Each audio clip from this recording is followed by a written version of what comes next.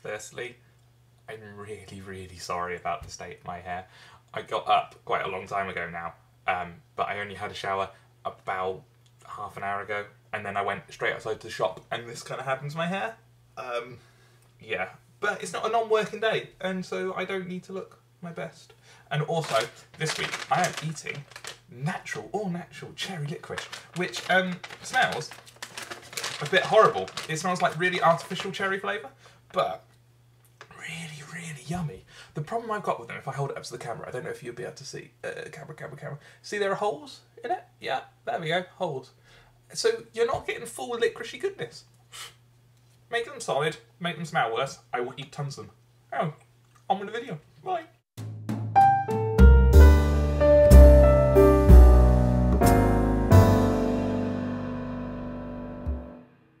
Hello, random people, how are you all? Excellent.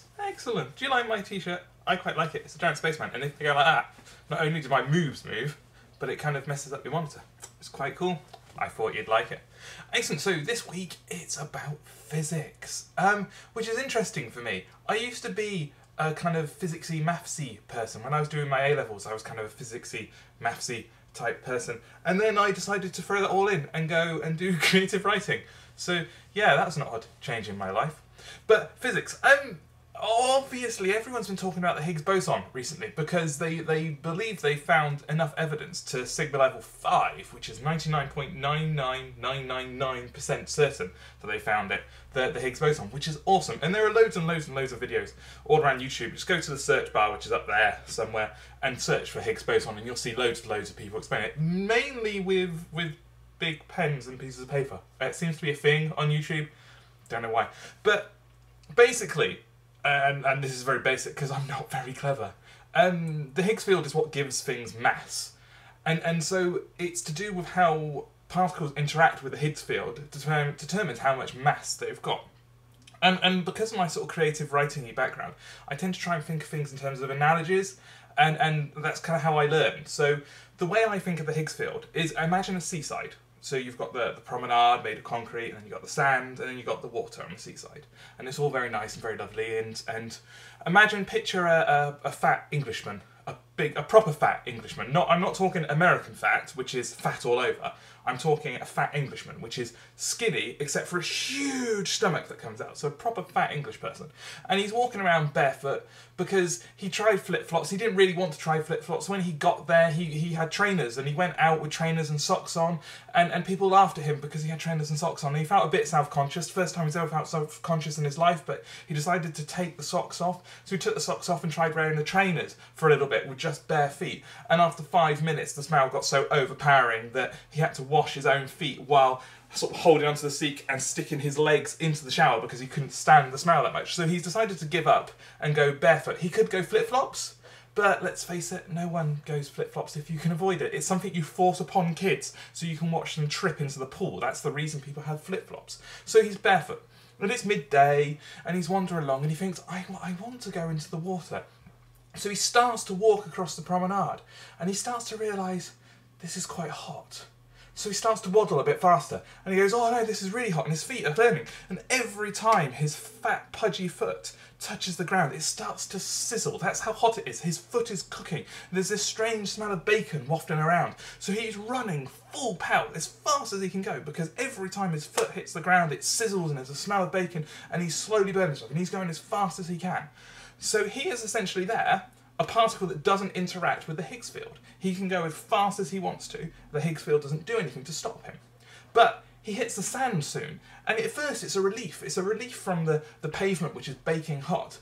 But it's a relief in an odd way. His foot plunges a little bit into the sand, and it's like a warm and loving embrace. It's kind of like in the blanket at the end of the night. If you get into bed with your partner and they've already warmed up the bed, and you pull the blanket over you and the bed's already warm, it's lovely. That's the main reason you ever want to go out with someone, to be honest. And no one likes getting into a cold bed. That's why hot water bottles were created. So the reason people go out with people is so that the bed's pre-warmed when they go to bed, and that's what it's like. He steps into the sand and his foot's enveloped in its nice pre-warmed sand, but that only lasts for a couple of seconds, because slowly that pre-warmed feeling starts turning into like a cast iron clad red hot furnace around his feet. So he tries to waddle as fast as he can towards the sea, and he's waddling. But every step he takes, his foot plunges into the sand, so he can't go as fast as he could on the pavement. And so that's the Higgs field. That's him interacting with the Higgs field a little bit. So he's got a little bit of mass. Eventually, he gets to the water and it's lovely and it's cool and the embrace of the water, and everyone loves the water, unless you don't like salt water, a bit like me. It's a bit manky, but you only go into your feet anyway. But you're trying to run in, you're trying to get deeper, but you can only go as fast as the water will allow you. And that is, in essence, a particle interacting with the Higgs field a lot. So that's a particle that has a lot of mass. So the Higgs field is this field that permeates everything. And the way in which particles interact with it give them mass. So you can either be a fat, pudgy man running on concrete, which means you don't interact with the Higgs field. You can be a fat, pudgy man running on sand, which means you interact with the Higgs field a little bit and have a little bit of mass. Or you can be a fat, pudgy man running through the water, in which case you interact with the Higgs field quite a lot, and therefore you have a lot of mass. This is how I learned physics. And that's the Higgs field, essentially. That's all you really need to know. And what we've discovered is a particle, a boson, which is a force particle, which is a byproduct of the excitement in the Higgs field, but that doesn't fit into my analogy, so I'm not going to talk about that. So yeah, that's the Higgs field. But there are other videos that explain it a lot better than I do. And the other thing I quite like about physics, I always like nuclear physics, because it's interesting. So you've got the two main forms of nuclearness is fusion and fission. So fusion is smashing things together to make heavier things, and fission is pulling them apart. So you can think of fission, so you take a big heavy particle like uranium-238, someone's going to correct me on that, it's big, anyway, heavy particle, and what we do is we fire a neutron into it, so it goes up, it gets bigger, and that is essentially like, if you're at, imagine uranium-238 or whatever it is a lovely party. You've got, your house is rocking, it's rocking, you've got a barbecue going, there are people in the kitchen preparing salads, it's that kind of party, you've got goat cheese salad, the people in the living room listening to music, maybe doing sort of an iTunesy thing on their phone and sharing music, it's all very hip and happening. Upstairs in the bathroom you've got beers in the bathtub with ice, it's very hip. And then that friend that everyone has, who no one really likes, the one who's a bit of a dick, turns up. And that's the neutron coming into it. And by the way, if you can't instantly think which one of your friends is the dick that no one really likes, it's you. That's just a little heads up. But anyway, so firing the neutron into the uranium, what happens in that party atmosphere is suddenly everyone in the kitchen and in the living room kind of goes, I don't want to be here anymore. So your happening soiree turns into a pub crawl. Half the people go away for a pub crawl, and the other half people sit inside, and they're left in this sort of awkward, come round my house and we have a natter kind of party. And so that's uranium splitting down into two smaller particles. And that's essentially how that works, and that happens over and over again.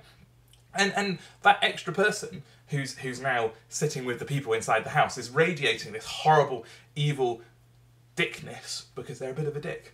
And that's the radiation that comes off. And that's essentially how fission works. Just happens over and over again until you get down to lead, and then you can't go any further because there's no energy gain.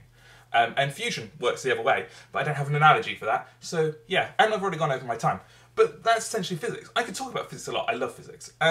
So yeah, I think, yeah, I talk quite a lot. Sorry, I apologise. Anyway, subjects for next week down there in the description. And subscribe, which is up that side. Yeah, I got it right. Up there, subscribe. And I will talk about other random subjects and other analogies, possibly. There's an ant crawling on my monitor at the moment, which is very weird. Anyway, goodbye, random people. I hope you enjoyed.